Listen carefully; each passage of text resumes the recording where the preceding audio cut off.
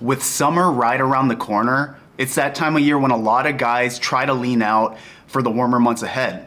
And by now it's no secret that nutrition, what you eat, plays a huge role in being able to shed excess body fat. But being able to eat clean on a consistent basis is the hardest part of the whole thing. And ask a guy to track his calories and it makes it even harder. Over the years of bulking and cutting numerous times, meal prepping day after day, and doing it all natural, I've learned some very important habits along the way that have helped me get in the best shape of my life. So in this video, I want to share with you guys 6 tips on building a routine to get lean without counting calories or macros. What's up, fellas? My name is David. Welcome to MindBodyPrime. On this channel, we talk about building habits and routines for a better mind and body. This is actually my very first video on this channel. I am super excited about it. I'm gonna be posting a video every week on similar topics, so if you're into this kind of thing, stick around for a while. So just the other day at the gym, a guy asked me for some advice on how to get lean for summer. Right now he is 210 pounds, wants to lose 25 pounds of body fat to get down to 185. He told me that for a while he was eating pretty healthy. He even got to the point where he was tracking his calories, but that was too time consuming, took too much energy, and he just kind of gave up. Now, the good news for you is you don't actually need to count calories or macros to see the results that you want. It just comes down to having some very basic routines in place to hold you accountable.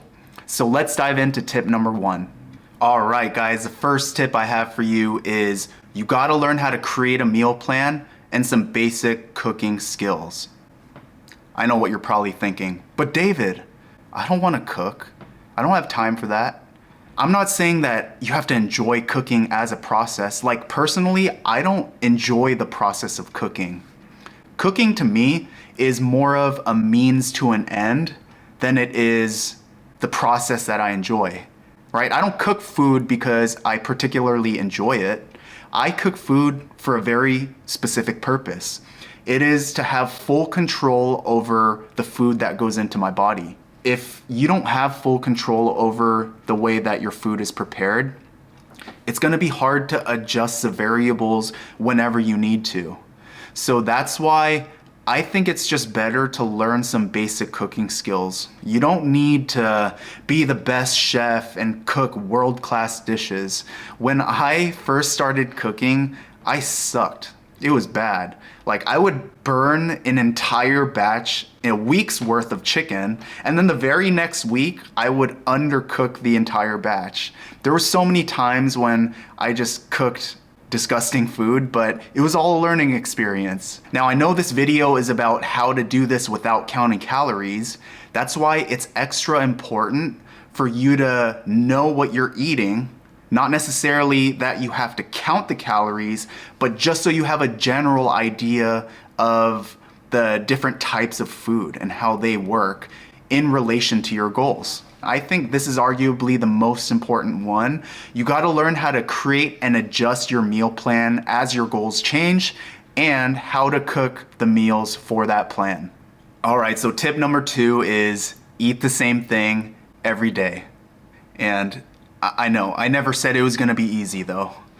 This goes completely against all the if it fits your macros advice you've probably ever heard. And of course, I don't literally mean eat the same thing every single day, but you need to be okay with eating the same basic types of food week after week. Look, this channel is about building discipline, and we are trying to separate ourselves from being average. We don't want to be mediocre here. But I've also learned how to separate from that idea that food has to be exciting or every meal has to be the best tasting meal. Like to me, I look at food as energy primarily. I use the 80-20 rule. It's more like 90-10. But the idea is you want to eat 80 to 90% of your weekly meals in a planned and controlled way.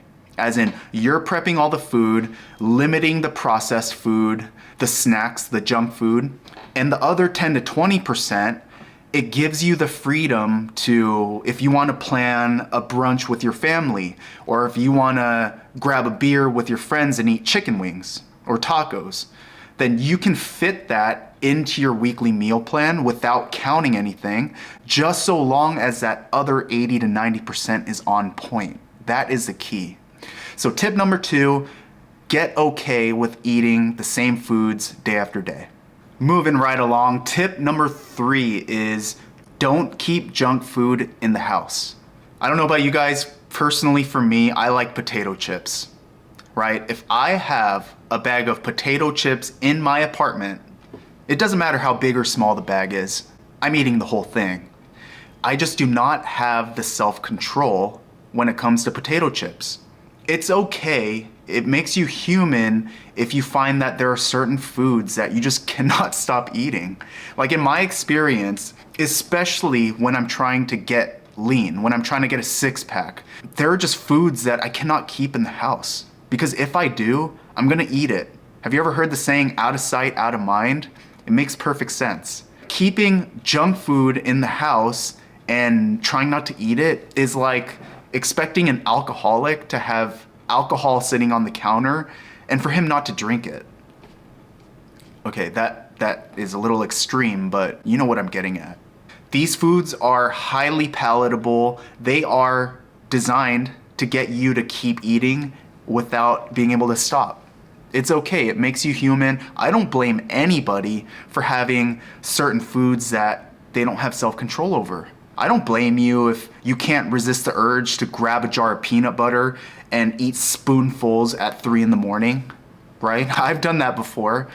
It only makes us human. So if you have physique goals, if you want to get lean for summer, you have to make sure that you do not buy these snacks and keep them in your house. The next tip, when in doubt, eat more protein. Have you guys ever tried to eat 100 grams of protein with just chicken breast in one sitting? That's a lot of chicken breast. I don't know why you guys would even try that, but if you've ever tried to eat a lot of chicken breast in one sitting, you can't really do it. You can't eat that much. It's because it takes up so much space in your stomach. Have you guys ever tried to eat an entire large cheese pizza in one sitting? I have plenty of times. So the reason why it's so hard to overeat with protein is because A, let's be real, it probably doesn't taste that good. I mean, I'm just gonna say it. I make great chicken breast, but it doesn't taste as good as a cheese pizza. Protein takes up more space in your stomach, as well as it's just harder to eat. Like chewing all that protein versus, let's say, if you had like a giant tub of yogurt. No, that's a bad example. Why did I say yogurt? Yogurt has a considerable amount of protein. Let's say that you have like a gallon of orange juice. Can you actually drink that much orange juice? What am I trying to say here? If you had a whole pack of Oreo cookies, I like Oreo cookies. I like dipping it in whole milk. But anyways, if you have a whole pack of cookies, it's gonna be pretty easy to eat the whole thing. I mean, it might not be easy, but you could get that food down, because if you look at the amount of food that the cookies actually boils down to, it's just like a small amount of mush. Whereas if you take 2 big chicken breasts and try to eat that, you're probably gonna have a hard time finishing it. So, what was I even trying to get at? So when in doubt, eat more protein. Got to take a quick coffee break though. That is black coffee, by the way. Bonus tip, don't use cream and sugar in your coffee. I know it's hard. I love cream and sugar in my coffee, but I'm trying to get lean right now. I've just been drinking black coffee. Perks me up. So let's move on to tip number 5. The 5th tip is use nutrient timing to allocate certain foods throughout the day, whether it's specific nutrients like proteins, carbs, or fats, or just calories overall. So your pre-workout meal, should consist of carbs because carbs are the most readily used form of energy, right? It's a great way to give your body quick energy and power through your workouts and really sustain you for an extended period of time.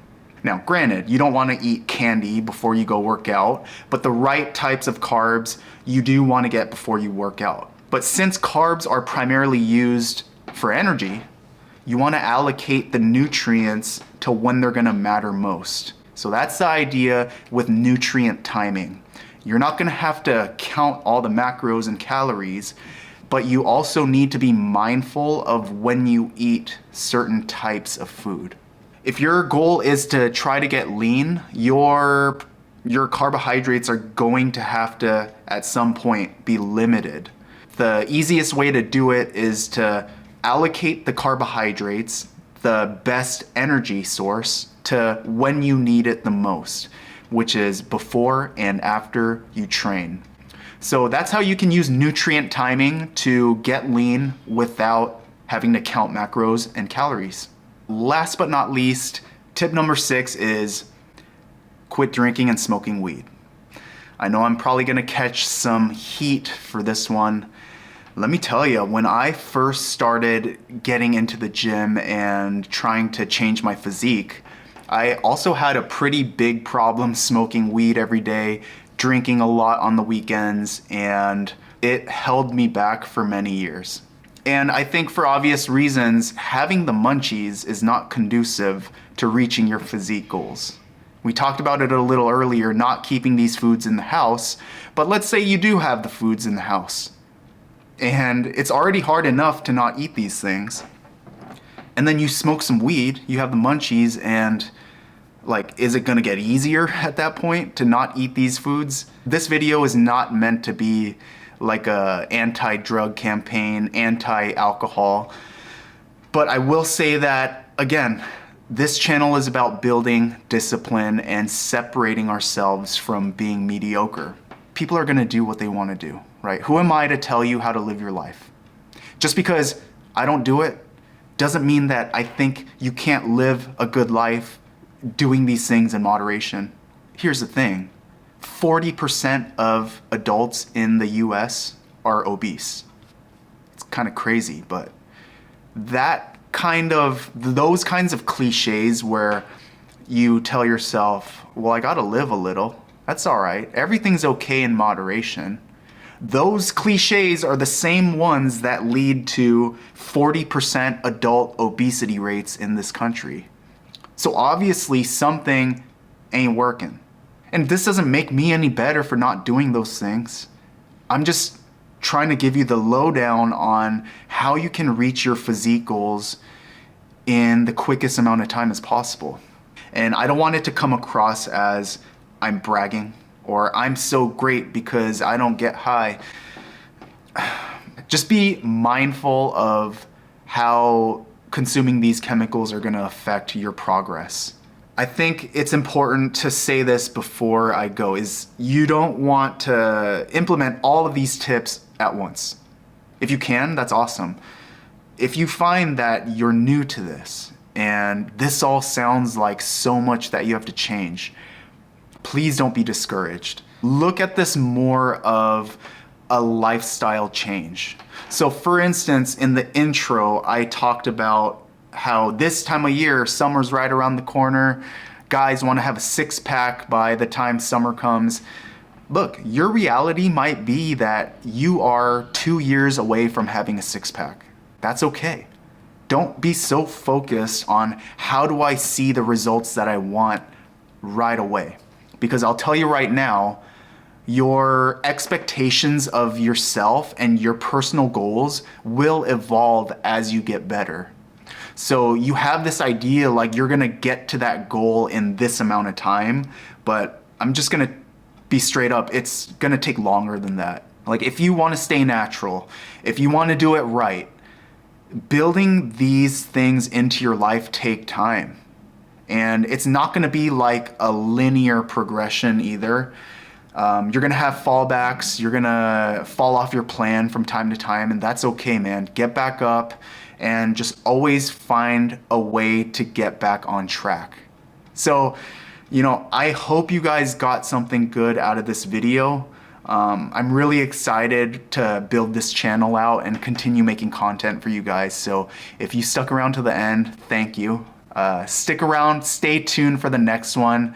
This is David at MindBodyPrime. See ya.